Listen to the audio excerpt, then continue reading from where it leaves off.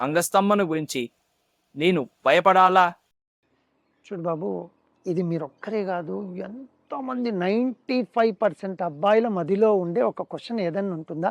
మన వాడికి ఒక యుక్త వయసు వచ్చినాకంటే సార్ అంగస్తంభనకు నేను భయపడాల్సిందేనా? నిజంగా ఆన్సర్ అయితే నో. ఎందుకు అంటే నేను చెప్పానుగా, మీకు ఏదైనా తెలవాలి అంటే ఫస్ట్ మీ ప్రాబ్లం ఎక్కడుందో చూసుకోవాలి మీరు. చాలామంది మిస్ అయ్యేది ఏమంటే దీనికి రకరకాల టెస్టులు, ఆ సర్జరీ ఈ సర్జరీలు అనే లోపల భయపడి ఇంకా పోసార్ నాకు ఇది అవుతుందో కాదో పోసార్ అనుకుంటారు. అది వాస్తవం కాదు. ఏంటంటే నీకు అంగస్తంభన ప్రాబ్లం ఉందనుకుందాము, ఎందుకండి భయపడేది మీరు?